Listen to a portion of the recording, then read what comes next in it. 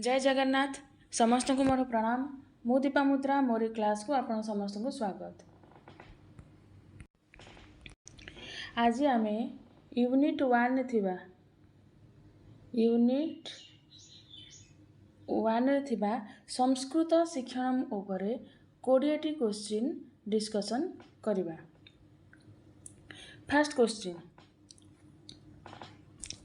भारतस्य प्रतिष्ठे द्वे संस्कृतं संस्कृतिस्तथा इति वाक्यम कह उक्तवान।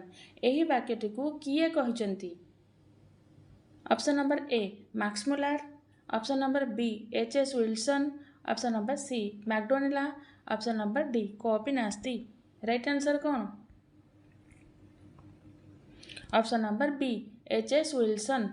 एच.एस. विल्सन महोदय कहिसंती भारतस्य प्रतिष्ठे द्वे संस्कृतं संस्कृतिस्तथा। एही वाक्यटी को एच.एस. विल्सन महोदय ही कहिसंती। Next question 2 number, Shri Jagannath Sanskrit Vishwavidyalaya शिक्षाशास्त्री विभागस्य शुभारंभ वर्षम। श्री जगन्नाथ संस्कृत विश्वविद्यालय रे शिक्षाशास्त्री विभागर शुभारंभ केबे होइतिला? Option number A 2008, option number B 2009, option number C 2011, option number D 2012। Right answer कौन?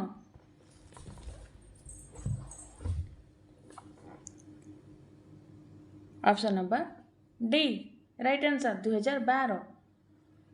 2012 रे श्री जगन्नाथ संस्कृत विश्वविद्यालय रे शिक्षाशास्त्री विभागर शुभारंभ होइतिला। नेक्स्ट क्वेश्चन 3 नंबर, चाणक्य नीति श्लोकाः विदुर नीति इत्यादेः मानवीय सामाजिक मूल्यबोधं प्रति जागरणं कर्तुं डैश लक्ष्यम्। ऑप्शन नंबर ए ज्ञानात्मक लक्ष्यम, ऑप्शन नंबर बी भावात्मक लक्ष्यम, ऑप्शन नंबर सी कौशलात्मक लक्ष्यम, ऑप्शन नंबर डी कॉपी नास्ती। राइट आंसर कौन? ऑप्शन नंबर ए ज्ञानात्मक लक्ष्यम। चाणक्य नीति श्लोकाः विदुर नीति इत्यादेः मानवीय सामाजिक मूल्यबोधं प्रति जागरणं कर्तुं ज्ञानात्मक लक्ष्यम भवति। नेक्स्ट क्वेश्चन 4 नंबर, ज्ञानात्मक लक्ष्यस्य आंग्ल नाम डैश। ज्ञानात्मक लक्ष्यर आंग्ल नाम इंग्लिश रो नाम कौन? ज्ञानात्मक लक्ष्य को इंग्लिश रे कौन कहती? Option number A cognitive aim, option number B affective aim, option number C direct aim, option number D indirect aim. Right answer कौन? Option number A cognitive aim. ज्ञानात्मक लक्ष्य को इंग्लिश रे कॉग्निटिव एम कहा जाए। नेक्स्ट क्वेश्चन 5 नंबर, स्वयं प्रेरणायाः आंग्ल नाम डैश। स्वयं प्रेरणार इंग्लिश नाम कौन? स्वयं प्रेरणा को इंग्लिश रे कौन कहती? Option number A self learning, option number B self motivating, option number C self study, option number D copy नास्ती। राइट आंसर कौन? Right answer option number B self motivating. स्वयं प्रेरणार इंग्लिश नाम कौन? Option number B right answer स्वयं motivating. Next question 6 number, आधुनिक युगे शिक्षण सर्वदा डैश केन्द्रितं स्यात्। आधुनिक जुगरे शिक्षण सब बेले क्यों केन्द्रित होइथाय? क्यों केन्द्रित होइछि? ऑप्शन नंबर ए मानव केन्द्रितम, ऑप्शन नंबर बी शिक्षक केन्द्रितम, ऑप्शन नंबर सी छात्र केन्द्रितम, ऑप्शन नंबर डी प्रधान शिक्षक केन्द्रितम। राइट आंसर कौन? ऑप्शन नंबर सी छात्र केन्द्रितम। आधुनिक जुगरे शिक्षण सब बेले छात्र केन्द्रितम अटे। नेक्स्ट क्वेश्चन 7 नंबर, रामादिवत प्रवर्तितव्यम न रावणादिवत इति डैश लक्ष्यम। ऑप्शन नंबर ए कौशलात्मक लक्ष्यम, ऑप्शन नंबर बी भावात्मक लक्ष्यम, ऑप्शन नंबर सी ज्ञानात्मक लक्ष्यम, ऑप्शन नंबर डी कॉपी नास्ती। राइट आंसर कौन? ऑप्शन नंबर बी भावात्मक लक्ष्यम। रामादिवत् प्रवर्तितव्यं न रावणादिवत् इति भावात्मकलक्ष्यम्। नेक्स्ट क्वेश्चन 8 नंबर स्वयं शिक्षणस्य आंग्ल नाम डैश। स्वयं शिक्षण को इंग्लिश रे कौन कहती? Option number A self learning, option number B self motivating, option number C self study, option number D copy नास्ती। राइट आंसर कौन? Option number A self learning.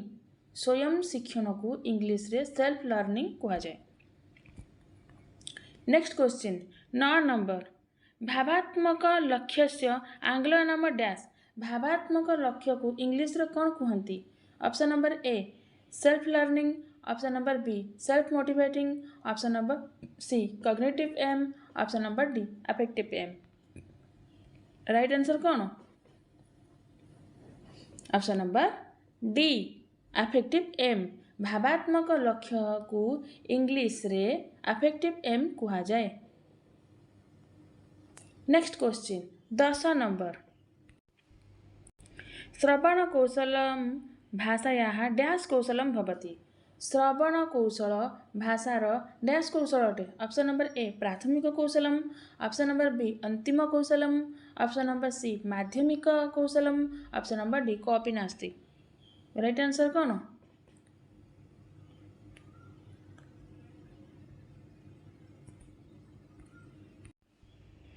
Option number ए प्राथमिक कौशलम।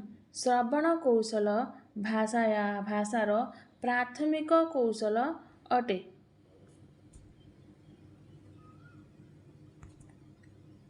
नेक्स्ट क्वेश्चन 11 नंबर भाषण सामर्थ्यम उपार्जनाय dash कौशलानि आवश्यकानि भवन्ति। भाषण सामर्थ्य को उपार्जन पाई केउं कौशलर आवश्यकता अछि? ऑप्शन नंबर ए श्रवण कौशलानि, ऑप्शन नंबर बी भाषण कौशलानि, ऑप्शन नंबर सी पठन कौशलानि, ऑप्शन नंबर डी लेखन कौशलानि। राइट आंसर कौन? ऑप्शन नंबर ए श्रवण कौशलानि। भाषण सामर्थ्य उपार्जनाय समुपार्जनाय श्रवण कौशलानि आवश्यकानि भवन्ति। अर्थात भाषण कौशल को भाषण सामर्थ्य पाई श्रवण कौशलर आवश्यकता अछि। प्रथमे शुणिले सिना तापरे कहिबार अभ्यास हेबो।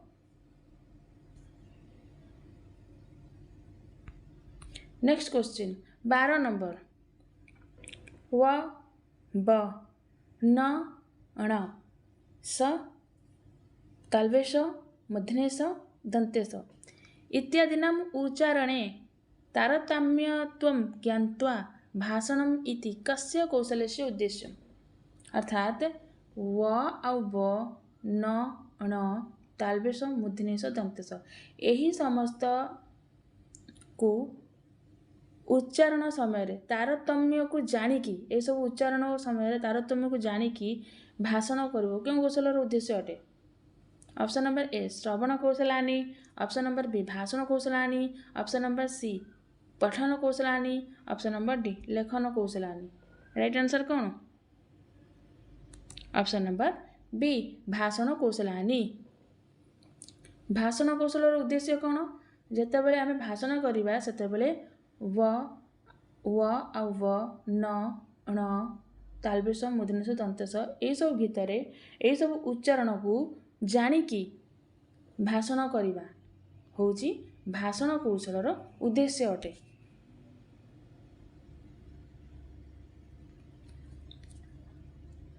नेक्स्ट क्वेश्चन 13 नंबर रसानुगुणं भाषणम् आरोह अवरोह क्रम संपादनम कस्य कौशलस्य उद्देश्यम्। रसानुगुणं भाषणम् अर्थात रस अनुसार बा रस को अनुभव करके भाषण करबा बा आरोह अवरोहर क्रम संपादनम आरोह अवरोह को दृष्टि रे रखिकी तार क्रम को दृष्टि रे रखिकी भाषण करबा केउं कौशलर उद्देश्य अटे? ऑप्शन नंबर ए श्रवण कौशलस्य, ऑप्शन नंबर बी पठन कौशलस्य, ऑप्शन नंबर सी भाषण कौशलस्य, ऑप्शन नंबर डी लेखन कौशलस्य। राइट आंसर कौन? ऑप्शन नंबर सी भाषण कौशलस्य। रसानुगुणं भाषणम् आरोह अवरोह क्रम संपादनं भाषण कौशलस्य उद्देश्यम्। Next question 14 number. भाषणेन डैश च विचार अभिव्यक्तिः क्रियते। ऑप्शन नंबर ए भाषणेन, ऑप्शन नंबर बी लेखनेन, ऑप्शन नंबर सी श्रवणेन, ऑप्शन नंबर डी पठनेन। राइट आंसर कौन? ऑप्शन नंबर बी लेखनेन। भाषणेन लेखनेन च विचार अभिव्यक्तिः क्रियते। आमे भाषण माध्यम आउ लेखन माध्यम ही आमर विचार को आमर मनोभाव को आम अभिव्यक्ति करने को समर्थ होता। भाषण माध्यम आउ लेखनी माध्यम ही आमर विचार को आमर मनोभाव को आम अन्य आगे अभिव्यक्ति करें। Next question 15 number. पठ धातो हो डैश प्रत्ययन पठनम शब्द निष्पन्नम जायते। पठ धातु एवं क्यों प्रत्यय द्वारा पठन शब्द निष्पन्न होइछि। ऑप्शन नंबर ए स्त्री प्रत्यय, ऑप्शन नंबर बी क प्रत्यय, ऑप्शन नंबर सी ल्यूट प्रत्यय, ऑप्शन नंबर डी शत्रु प्रत्यय। राइट आंसर कौन? ऑप्शन नंबर सी ल्यूट प्रत्यय। पठ धातु ल्यूट प्रत्ययन पठन शब्द निष्पन्नम जायते। पठ धातु आउ ल्यूट प्रत्यय मिसिकी कौन है? पठनम।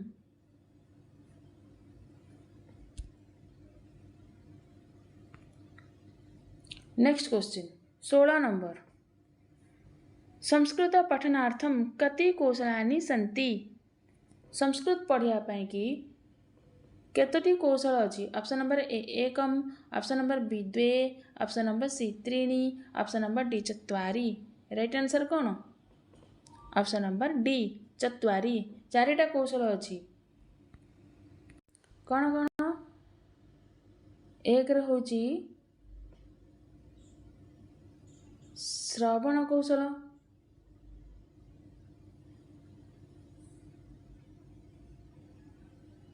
दुई रे होची भाषण कौशल, तीन रे होची पठन कौशल, आउ चार होची लेखन कौशल। चारिटा कौशल श्रवण कौशल, भाषण कौशल, पठन कौशल, लेखन कौशल। Next question 17 number. पठन शिक्षण से कति विधय सन्ति। पठन शिक्षणर केतेटा विधि अछि। ऑप्शन नंबर ए द्वौ, ऑप्शन नंबर बी त्रयः, ऑप्शन नंबर सी चत्वारः, ऑप्शन नंबर डी पंच। राइट आंसर कौन? ऑप्शन नंबर बी त्रयः। पठन शिक्षण से त्रयः विधयः सन्ति। कौन कौन? एक रे होची वर्णमाला विधि,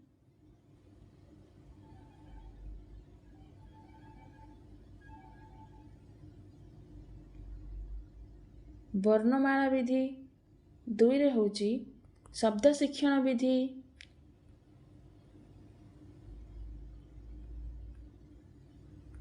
शब्द शिक्षण विधि, आउ तीन रे होची वाक्य शिक्षण विधि।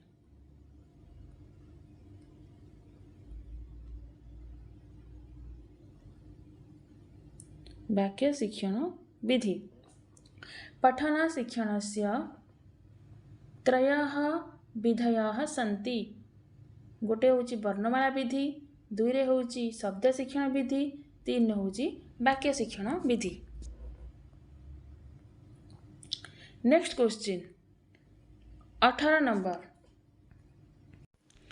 भाषायाः कति रूपाणि सन्ति। भाषार केतोटी रूप अछि। ऑप्शन नंबर ए रूपद्वयम्, ऑप्शन नंबर बी रूपत्रयम्, ऑप्शन नंबर सी रूपचतुष्टयम्, ऑप्शन नंबर डी रूपम एकम। राइट आंसर कौन?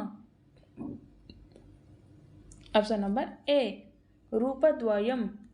भाषायाः रूपद्वयम् कौन? भाषार दुईटा रूप कौन गोटे हूँ मौखिक मौखिकम आउट हूँ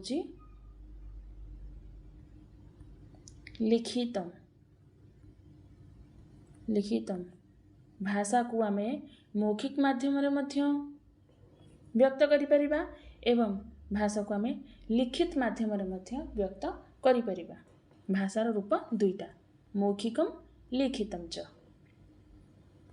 नेक्स्ट क्वेश्चन 19 नंबर यह आवश्यकानि तथ्यानि मनसि निधाय पठति सह कुत्र दक्षः भवति जी आवश्यक तथ्य को मनरे रखी पढ़ुची सीए केउथर दक्ष अटे ऑप्शन नंबर ए पठन कौशले ऑप्शन नंबर बी लेखन कौशले ऑप्शन नंबर सी श्रवण कौशले ऑप्शन नंबर डी भाषण कौशले राइट आंसर कौन ऑप्शन नंबर ए पठन कौशले यह आवश्यकानि तथ्यानि मनसि निधाय पठति सह पठन कौशले दक्षः भवति। लास्ट क्वेश्चन 20 नंबर लेखन कौशलस्य कः एकः सिद्धान्तः न भवति लेखन कौशलर केउटा गोटे सिद्धांत नुहे ऑप्शन नंबर ए मात्रा ऑप्शन नंबर बी अनुस्वार ऑप्शन नंबर सी गानम ऑप्शन नंबर डी विसर्गः राइट आंसर कौन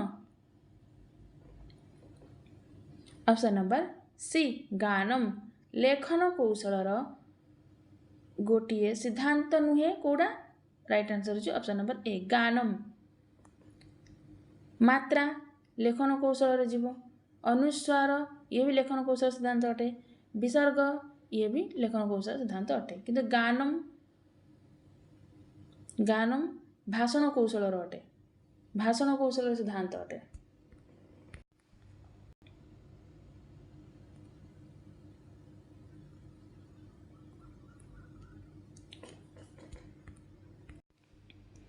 एहीपरि भावरे आज आमे यूनिट 1 थिबा संस्कृत शिक्षण उपरे 20टी क्वेश्चन डिस्कशन कले पार्ट 2 रे डिस्कशन कले एवं यूनिट 1 उपरे आउ जहाँ सब क्वेश्चन रहा से सबू नेक्स्ट पार्ट रे देखा पाइबे। जदि यही क्लासटी आपण समस्त भल लगी थाए ताल निश्चित भाव में सब्सक्राइब करेंगे लाइक करेंगे कमेंट करेंगे शेयर करेंगे। नमो नमः।